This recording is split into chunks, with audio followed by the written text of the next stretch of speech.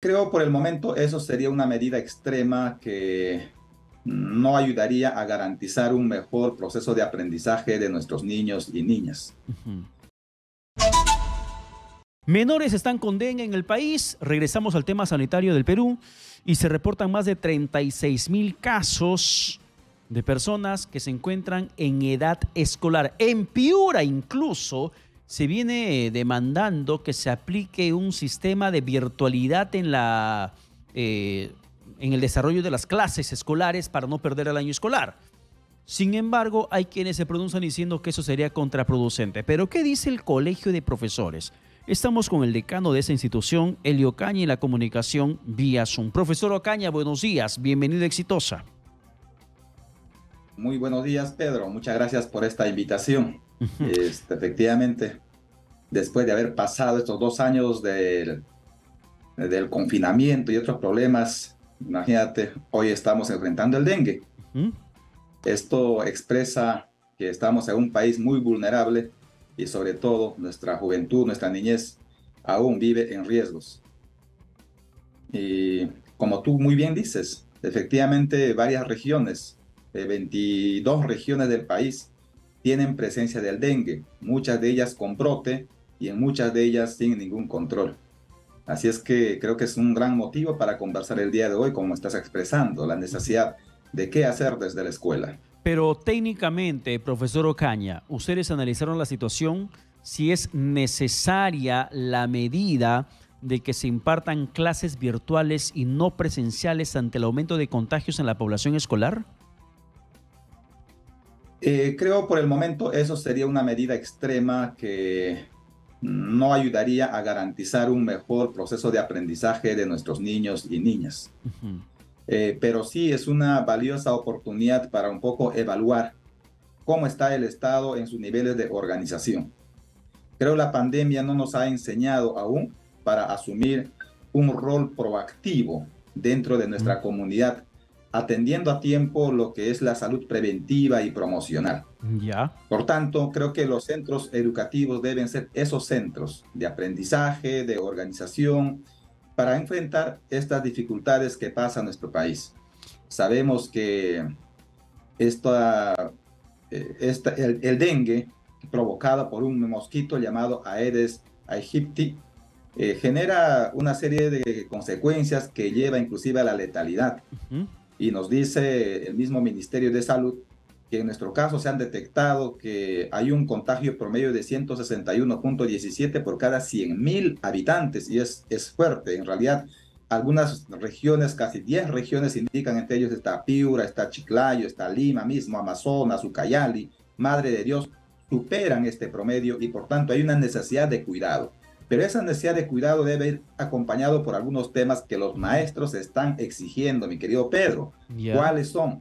Es la fumigación. ¿Y por qué no se Eso está dando? significa tiene que haber presupuesto. Claro, pero Presupuesto. profesor Ocaña, pero eso no se está dando. ¿No están fumigando las Y escuelas? lamentablemente el porcentaje de avance es bastante mínimo. Nos dicen, por ejemplo, de Piura, de Tumbes, que nuestras escuelas tendrían poco porcentaje de fumigación que no superarían ni el 10 ni el 15%, porque son miles de escuelas. El tema aquí es que no encontramos o no se encuentra equipos del Ministerio de Ya. Salud organizados para enfrentar esto, o en todo caso, el Ministerio de Salud tendría que hacer un trabajo multisectorial para unir esfuerzos de las municipalidades, los gobiernos regionales, Ujú. el mismo sector salud, para organizar brigadas de vacunación donde intervengan posiblemente especialistas, conocedores, Ya. pero también significa insumos, significa equipos. No habiendo eso, lamentablemente vamos a seguir expuestos a esto y haciendo que las familias, así como en la pandemia, las mismas familias asuman la Ya. responsabilidad de enfrentar el mal en los hospitales, en las Profesor clínicas y Ocaña. otros, porque su mismo costo lamentablemente se eleva cuando hay estas cosas. El mismo sector salud o los sectores privados no saben ayudar a enfrentar estos temas. Claro que sí. A ver, desde la posición que tienen ustedes como docentes, como educadores, ¿qué están haciendo para que puedan nutrir de información a los estudiantes en la parte preventiva del dengue? Es bien sabida la forma como se transmite, pero al menos orgánicamente, como colegio de profesores o como sindicato también en paralelo, ¿hay alguna disposición interna entre docentes de lo que tienen que hacer para orientar a la población escolar en la prevención de esta enfermedad? ¿Algún documento que usted nos pueda decir se ha derivado? Y también, sí, es responsabilidad de los educadores y también de las instituciones vinculadas a educación promover una serie de actividades que signifique, por ejemplo, la orientación a los educadores por el conocimiento primero de qué es el Aedes aegypti. En principio, esto es un mosquito blanco que tiene más actividades de día y menos actividad de noche. Y es de día el que están expuestos nuestros niños, nuestros jóvenes, nuestros ancianos. Por tanto, la labor de los educadores tiene que ser desarrollar sesiones de aprendizaje desde la educación inicial hasta la educación superior para organizarnos en la escuela. Eso es uno. En segundo lugar, hay la necesidad, por ejemplo, que nuestras escuelas que no cuentan con suficiente agua o no tienen aguas, por ejemplo, por los sistemas de tubería, tengan bien asegurados sus almacenamientos de agua, pero en muchos lugares las escuelas tienen aguas en cilindros, en bandejas, y eso es un lugar donde se desarrolla este vector. Por tanto, los educadores tenemos que también enfrentar eso. Por otro lado, si se detecta estos problemas, hay una necesidad de organizar a la comunidad para hacer inmediatamente las fumigaciones de los diferentes espacios de la escuela. Lamentablemente, eso es una labor ya reactiva. Lo que nosotros queremos y hemos pedido también en varios momentos es la necesidad de que haya vacunaciones anticipadas. Yo trabajo en aula, estoy también en una escuela de Lima y allí mismo los educadores exigen la vacunación, pero allí está la parte administrativa de las instituciones educativas, igual también de las unidades de gestión educativa, para promover estos temas. ¿Dónde ocurre mayores problemas? En las zonas donde hay mayor densidad de la población. ¿Y dónde se hace menos caso? Y también en las zonas donde son comunidades alejadas, pueblos alejados. Y creo que desde la escuela lo que hay que trabajar es el conocimiento del virus, del mosquito, y luego también la forma de cómo enfrentar las consecuencias que trae esto. ¿Y cuáles son las consecuencias, Pedro? Allí está desde fiebre moderada, desde fiebre alta, dolor de cabeza, dolor muscular, hasta la muerte en el cuerpo. Entonces, cuando hay esos casos, hay que buscar atención especializada y no quedarse solamente en la escuela. Claro, sabemos que en Piura, por ejemplo, un joven, un escolar, terminó perdiendo la vida, sus restos fueron velados dentro del mismo colegio, una situación muy dolorosa y preocupante al mismo tiempo, porque no solamente se trata de ese menor que murió por dengue, sino de otros 150 alumnos de esa misma institución educativa que se encuentran contagiados con la misma enfermedad. Ante esa situación dicen, bueno, tienen que aplicar virtualidad, tienen que regresar a sus casas, porque aquí nos estamos contagiando y aquí hay un escolar muerto. ¿Esto podría ser de repente de forma focalizada el tema de la virtualidad, profesor Ocaña? Se podría focalizar, pero entendiendo que la fumigación es aquello que es la manera más efectiva de poder combatir, creo que el tema podría volver a la virtualidad 2 o 3 días mientras se hace ese plan de fumigación de la escuela, porque hecho eso, destruyes el mosquito, destruyes toda la reproducción que se ha venido generando en el agua y otros espacios y luego retornar a los ambientes. Pero pensar que esto desarrolle por muchos días y eso también es contraproducente para el bien de nuestros niños. Claro, lo que hemos expresado siempre es la necesidad de combatir este mosquito, porque genera no solamente la chikungunya, ¿no? También fiebre amarilla, está el dengue, está fiebre de Zika y otros virus como el mayaro, ¿no? Y el clima en el Perú lamentablemente es propicio para el desarrollo de esto. Por otra parte, para ir cerrando, profesor Ocaña, que el tiempo nos va ganando. Usted ha mencionado algo durante sus respuestas. La falta de agua potable en las instituciones educativas. ¿Dónde quedaron los 100 millones de soles que en su oportunidad el gobierno de Martín Vizcarra había anunciado para que dote de agua potable a todas las escuelas públicas del país? En el marco de la lucha contra el COVID-19, porque se decía, si el principal medio preventivo es el lavado de manos frente al virus del COVID-19, entonces, ¿cómo se podría volver a la presencialidad en las escuelas públicas si no hay agua? El gobierno dijo, aquí está la solución, doy 150 millones de soles que se dote el agua potable a todititas las escuelas públicas del país, zonas urbanas y zonas rurales. Ha pasado tanto tiempo del COVID-19, 2020, 2021, 2022, 2023, estamos mitad de 2023 y seguimos con la misma situación de falta de agua a pesar que el gobierno dio más de 100 millones de soles. ¿Seguimos en la misma situación, profesor Ocaña?